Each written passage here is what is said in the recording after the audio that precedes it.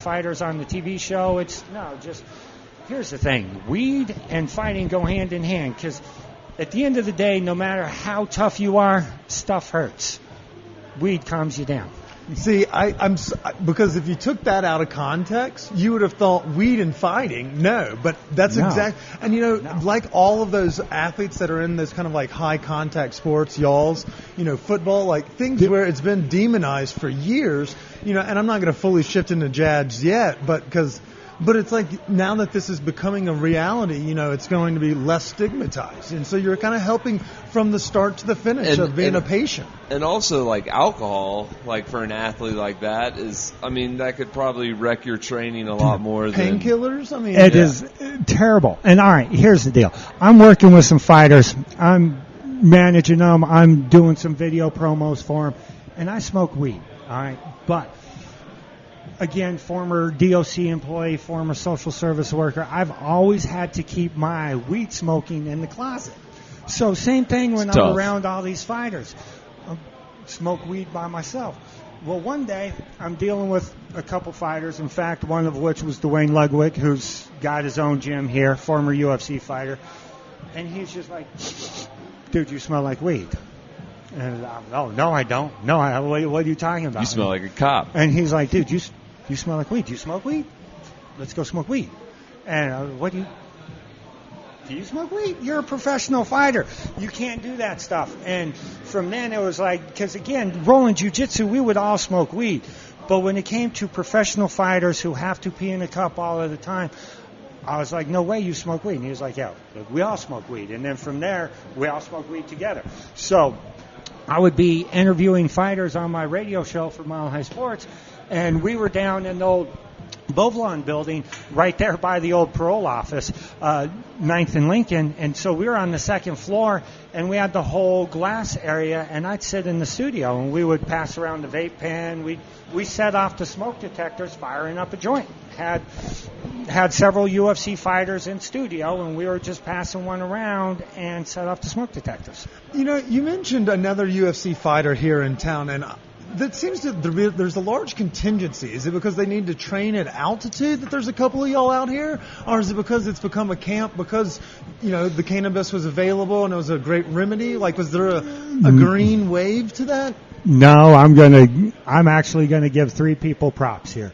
Trevor Whitman, who was the owner of Tease KO back in the day and then transitioned into Grudge, world-class boxing coach. Okay. Every fighter wanted to train with him. Then his best friend and partner, Jake Ramos, who now does Genesis fighting, also world-class boxing coach. People from all over the world wanted to come train with them, learn their skills. And then there's Mark Montoya, who does Factory X, who is a world-class kickboxing coach. And so these three guys, they actually had their competing gyms. While Trevor and Jake worked together, they still had gyms that competed against each other. And then Mark had his own thing, and they all competed against each other. But everyone wanted to come and train with all their fighters. And so, like, Trevor had Shane Carwin, who fought Brock Lesnar. I know Brock Lesnar. Okay. I only know, like, the top of the card. I'm kind of like a casual. So Shane Carwin was an interim heavyweight champion here, grew up in Greeley, went to Colorado School of Mines, blah, blah, blah. Anyways, he fought Frank Mir, won the interim title, and then he's the one who actually beat the crap out of Brock Lesnar, but got submitted in the second round because he gassed out. But he dropped Brock, beat the crap out of him. Should have won. Gassed out, got tapped out in the second round. But these guys were world-class coaches. Again, Brendan Schaub. And then when the Ultimate Fighter reality show came, and all of these guys got on the show and were very successful, and Trevor was the coach, everyone wanted to come train with them. I remember the Ultimate Fighter. Yeah. And so, that's where, what was the dude with the big the Forrest something Griffin? Forrest Griffin. Yeah. Okay, here's a question for you. Before we get into JD's, What do you think of this Logan Paul era of YouTube fighters versus the UFC and then the failing, or I guess the falling off of boxing? What do you think of those three, and can they all coexist, or someone need to absolve the other? It is funny. Logan and Jake Paul are interesting characters. Personally, I think Jake would beat the crap out of Logan if they ever fought. Anyone who thinks that just because Jake Paul was on Disney that dude's not a fighter, dude, just watch his stuff. That dude is a fighter. Beat the shit out of some normal boxers. Like if you watch this Saturday or like what used to be Saturday Night Boxing, he could do that. He's legit. Here's the deal. He is wealthy and has nothing but time on his hand. What's that mean? He gets to train all day long at the finest facilities possible. He gets to hire the best coaches because he can afford it. No, that dude is a legit boxer. He will knock fools out. Would he be legit in MMA? Probably not, because someone's going to take him down and just beat him up. But no, do I think he's good for the sport? Yes, because he puts asses in seats. Here's the thing. You might not like him. You might love him. But everyone wants to see what this kid is doing. And so, yeah, that is good for the sport of boxing. I think the kid is legit. Do I think, again, if he got in the UFC octagon, no, he'd get whooped. Just like James Toney, who was a legit heavyweight champion, got whooped by Randy Couture because he couldn't stop a takedown. There is a big difference. Again, inside the boxing ring, no, he'll knock the bulk of these fools out because it's way different. Yeah. In the street or in the cage, no, he's getting his ass handed to him. Just like, again, like I love De La Hoya, but in every street fight he had got into, he got whooped because boxing is different. So Conor made the jump and went and got in the boxing ring after being an MMA guy. Is there a boxer out there that you think could make it like, fuck it, I'll get in the cage? Because like they joked, like, get in mine. But that is a totally different beast. Like everything from the gloves to the fact that someone can just kick you and break your fucking leg. You got to do martial arts. You got to know. Yeah, but like, so is it easy enough that somebody could go do jiu-jitsu and smoke weed and kind of catch up? If Canelo Alvarez, he's fighting this weekend. Yes. If he gets into I'll even throw Kamaru Usman, who's the welterweight champion for the UFC. It doesn't matter where they do that fight. If they do it in the squared circle in the ring, or they do it in the UFC octagon, Canelo Alvarez is whooping his ass because his hand speed is too fast. And here's the thing. Even in the clinch, he's going to land those dirty uppercuts. Unless Kamaru gets him to the ground, he's not winning that fight. Now, Canelo Alvarez is the best in the frickin' world. He's awesome, man. His hands move so fast. I will use Tyson Fury, okay? If Tyson Fury fought Stipe Miocic in the UFC, no, Stipe's winning that fight because he's going to... Well, Tyson's also kind of like, he's a pikey. And that's kind of the best part is he doesn't drink or do drugs now, but he kind of looks like the guy that drinks at the pub with you. I love Tyson. But Stipe will take him down and beat him up. Yeah. Now, Stipe and Tyson Fury in a boxing ring, I give Tyson Fury maybe 2 minutes to knock him out, maybe even a minute, because again, his boxing is just so clean and crisp. He hits so hard that he's going to take it to any UFC fighter. The rules and the things that go about are different. Again, when all you have to do is focus on your fists and you don't ever have to worry about a takedown, no, you can get very good with what you're doing. But once that takedown comes in, you can't throw punches the same way because, again, once you're off balance, I'm taking you down and just beating the crap out of you. Yeah. Because, again, you're not going to get up.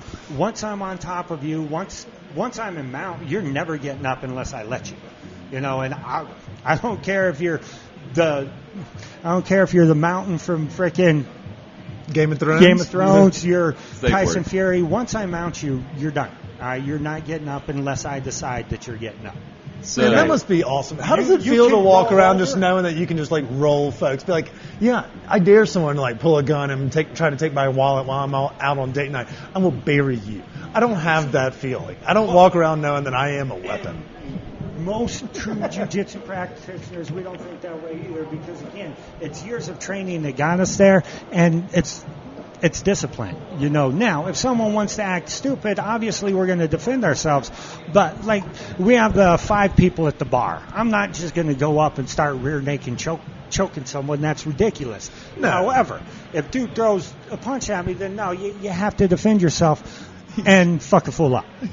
But no, again, remind them put Kip to sleep. You have to teach a person a lesson. Here's the thing: if they are going to put you in that position, no, you teach them a lesson so they know, dude, don't ever do that to anyone again. Because again, here's what's going to happen. Like I said, I don't care if it's Tyson Fury. He may roll over. Cool. I still have your back, and you're still going to sleep. I'm still the one who's getting up and determining when you wake up and when you don't. Man, that must be a cool feeling. The Undertaker. Yeah. Okay. So I love the Undertaker too. Yeah. All right, but speaking of takedowns, how did you tackle like getting the first? How did this place come up? How? This had to be a rough road. I see what you did there. No, that was a great segue. Dude, this is a dream of mine for a long time. So, again, being a guy who knows regulations, when we first got medical weed, everyone was like, yeah, we have medical marijuana. And so was I. I thought it was great.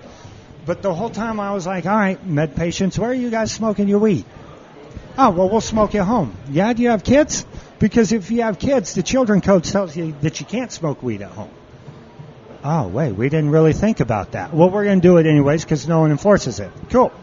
You do you. Recreational pot became legal. Again, same thing. Where can we legally smoke it?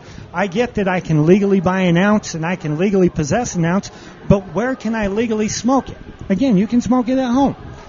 No, you can't. Not if you have kids. Well, go outside and smoke it. No, the Colorado Clean Air Act prohibits that. So where can we legally smoke weed? So the whole time I have been trying to figure out how to get regulators to put this to paper. And so we've done all the committee meetings. We've done all of that. We've been pitching this for years.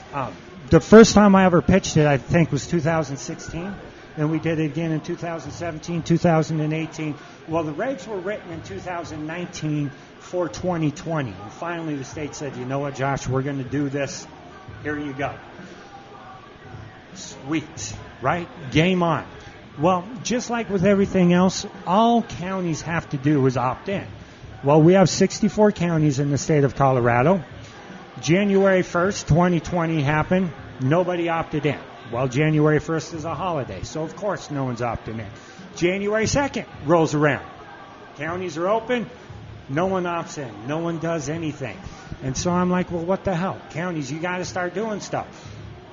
February rolls around, and you know what happened in February? COVID. Now, it didn't actually happen here, but we all started worrying about it, all right? Then March comes, and COVID does happen here, and we shut everything down. So nobody opts in, nobody does anything. And the whole time I'm just sitting there crying like, God, we've done all this work, and now nothing's going to happen. Well, during COVID, when they were all sitting at home figuring out how to continue moving on as a county, Adams County was like, you know what, we're going to do a lottery. We're going to lottery off 5 licenses for hospitality, and we'll lottery off 1 for a store. Sweet. So I got everybody that I knew to do an application. I wrote them all. I just had people sign them. It was pretty simple. August rolls around. Adams County does their lottery. I don't get drawn. I'm like, you've got to be fucking kidding me. What do you mean, forces of nature? I don't get drawn. No one can have this shit but me. I'm the whole reason it's here. No, I didn't get nothing. But the way Adams County did it, they did the 5 initial applications, and then they did 10 backups. Because they were thinking, all right, it's COVID. People might not actually still want to do stuff. Because when they accepted applications was a long time before they actually did the lottery. So they were thinking, all right, people might want to not want to do it anymore, whatever. So the first 5, they had 6 months to do everything. All right? They didn't do anything. They all just let it go. Well, I knew that I had one of the backups. So I already started looking for properties. Keep it close to you. Because I wanted to be prepared. All right? So, literally, April of 2021, I get the call from Brandon Slattery, who is the head of licensing for Adams County. And he says, Josh, you're up. The other 5 didn't do anything. It's now your turn.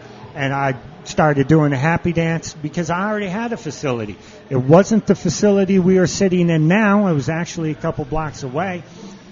But I already knew where we were going. And so we started working with the county, and Adams County's like, all right, we like that building, we like this building. There are things you can do with one that you can't do with the other. So we ended up choosing the location that we're sitting in now. And then it was literally just a matter of doing all of the